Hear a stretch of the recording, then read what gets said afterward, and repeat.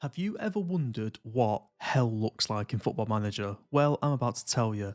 Picture the scene. You've been promoted to the Premiership from the Championship with a record breaking 104 points. You're thinking, oh, I don't know. We'll be all right. We'll lose a couple of games here and there, but we'll muddle our way through. And then actually what happens is you play 13 games, you don't win a game, you only draw two of them, and you sat bottom of the table with 2 points, and you're thinking, how do I get myself out of this slump? So you decide, I'll change the tactics about. That'll be all right. We'll get a couple of games under our belt and we'll play someone all right. And then your next three games are actually Man City, Liverpool, and Chelsea. That's what hell looks like on Football Manager. Let's see how we get on, eh? Ain't gonna be pretty. Right, so we're going back to five at the back again. I'm trying it out. I don't know how it's gonna go against Man City. We're sat on a balanced work rate. Rico Lewis returns back to the Etihad. Unfortunately, we can't play Rodgers or McAtee because they're on loan from Man City. More than likely going to lose this one pretty heavily. So let's just take our beating and move on to the next game. We slumped to a 2-1 defeat against Man City. Look at the stats here. 12 shots on target and 28 shots overall for Man City. Yes, they probably did dominate and definitely deserve their win, but it took a Rodri at 30 yards thunderbolt to get the 3 points from us. So, you know, are we disappointed? Not as disappointed as I first thought I was going to be. Now it's desperation time. So we lose 4-0 to Liverpool and our next game was an absolute trouncing. So I have decided we are going back to 4-2-3-1. I can't believe we're trying it again. We're going positive mentality. We're playing a really strong squad here. There's no one who's not worthy of being in this team. And then just to make sure even more, I've gone and signed a new striker, Dion Beljo. He is a 22-year-old Croatian. Fantastic stats here. 15 finishing. Not too bad on the physicals. Could be a little bit faster on acceleration, but overall pretty decent. Good stamina, good strength, good natural fitness. Good passing if he wants to play a deep line forward.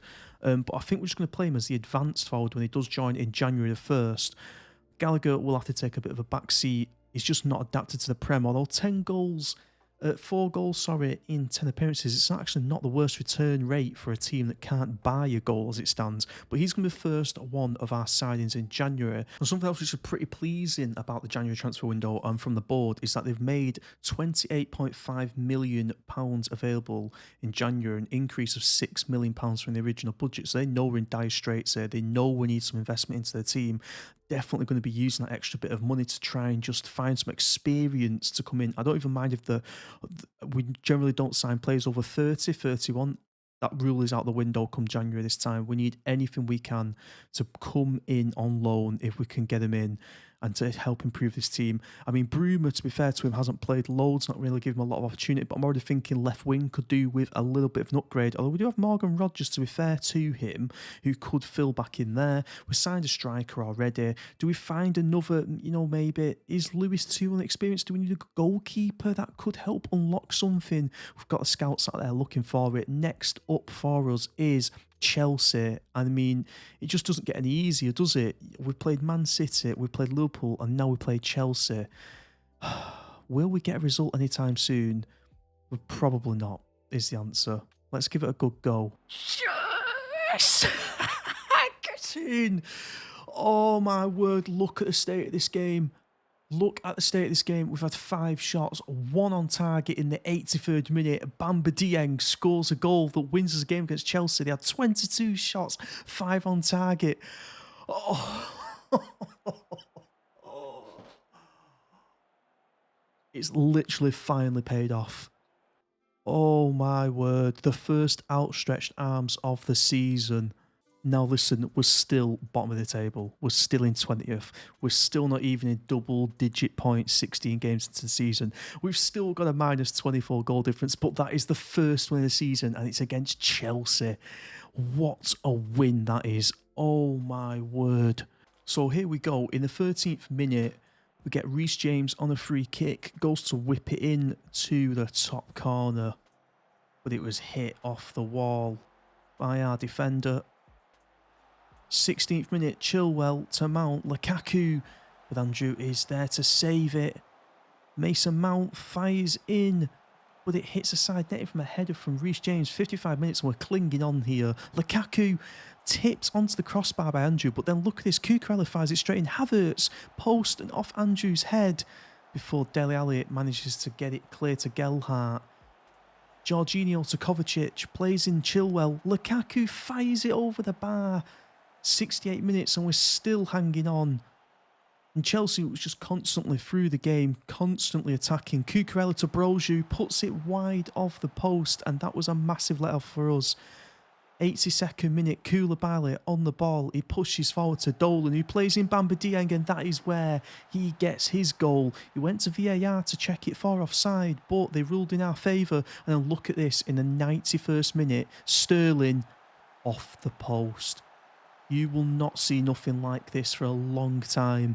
The game finished 1-0. There was 5 yellow cards from our side, which I am not going to complain about, but I could not believe the fact that we've finally got our first win of the season. It's against Chelsea. It's against a massive team.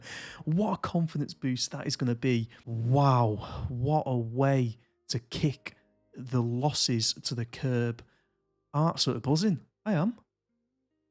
Right, and so off the back of that massive win against Chelsea, we go and play Brentford away from home. Brentford 11th in the league, 23 points, so obviously well above us where we are at the minute. We've got a little problem with Dele Alli getting himself a red card, so I think the obvious thing to do really is put James McAtee in there. That's the first thing that springs to mind, to be honest with you. Could put Gelhardt, to be honest, but we could have both talents on the pitch, couldn't we, at the same time? So I'm going to go with that. No need to change formation. Let's hope this is the one that does it for us now. Finally back on the 4-2-3-1. We might have just got lucky against Chelsea. We might get spanked against Brentford here now, but you never know, I suppose. Right, we're on our travels. Can we do anything? Imagine if this is the point where we turn the season around now. I'm really hoping that point against Chelsea, the win against Chelsea, is the one that really does it for us. But Brentford here on the attack. We clear. Can we keep it? Rico Lewis. Oh no, he's lost it too easy there. And now he's left that space open. Brentford just knocking it around there. We're 8 minutes in. That's a nice turn. Straight through in the back of the net. How mega frustrating is that? Come on. How do you go from beating Chelsea and keeping them at bay all game to conceding so easy like that? Phillips, get in. Whew. Good header that. Oh, great ball. Adam Wharton supplying that corner in. Very nicely taken. 21 minutes in, it's a 1-1 game. Adam Wharton plays it to Phillips. Williams, they're passing it about a bit too casually for my liking, and that's what it results in. Us going long to absolutely nobody. Bit weird. Sorensen puts a cross in. What? What is Larios doing there? Why is he tucked in so much? It's a great ball in, but look at Larios here. Look at him down here. Look at him tucking in. Where's he going? Where is he going? He's going for a wander. That is ridiculous. So look at that. We're 2-1 down. Larios has gone to the shops. That's how far he's wandered off. He's nearly in the bloody dugout. Okay, so the stats at half-time. 2 shots on target, 4 shots for Brentford. They've capitalised and put away one more of their chances to be 2-1 up. They've got more possession as well. We had some corners and that's where our goal come from. So maybe that's our joy here. We're not created enough and that seems to motivate and fire people up. So let's see if it actually does the job. Another corner. So that's 5 corners. So we seem to get some joy at least getting some corners. Which is positive. 60 minutes, 5 shots on target, so we're starting to turn the screw a little bit now. We'll be able to push on. There we go, Rico Lewis gets down, he's got a yellow card. Deflected cross in. Brentford clear it, and they're actually on the break because Rico got too far forward, can't get back in time.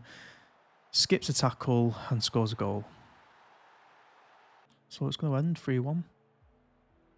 Corner in. Oh, Gelhardt! Oh, no.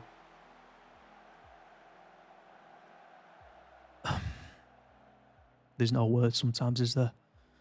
There's no word sometimes. We lose this game 3-1. Gelhart's got to finish that at the back post. That is ridiculous. How do you go from beating Chelsea 1-0 to losing 3-1 at Brentford? Well, we're going to leave it there then, I suppose. I mean, it's not been a great one, really, has it? We did get a win against Chelsea. We got that win against Chelsea, and that is massive for us. Give us our first 3 points of the season, but we're still bottom of the league on 5 points. It is desperate. Desperate out there at the minute. I'm going to persevere with the 4-2-3-1. I'm going to stop messing about with the formations. That is the one thing that I'm going to do now. We're sticking with this 4-2-3-1. We're going to make it work. Our next games, when we come back, Forest, United, Southampton, Brighton, to see off December and get us into January. Remember, we've already got a signing for January, Dion Beljo for the forward position. Great stats. He'll be going straight in, I think, and hopefully Sam Gallagher will push on to want to get back in the team. They'll be fighting against each other, and then they'll score some goals. That is what we're hoping for, but we won't find out about that until next episode. Cheers for checking this out. I know it's rocky at the minute, but stick with us, because when we don't get relegated, what a story it's going to be. We're going to look back at this first half of the season, and we're going to be astonished. Cheers for checking it out. Drop a like on the video if you're enjoying it. Nice one.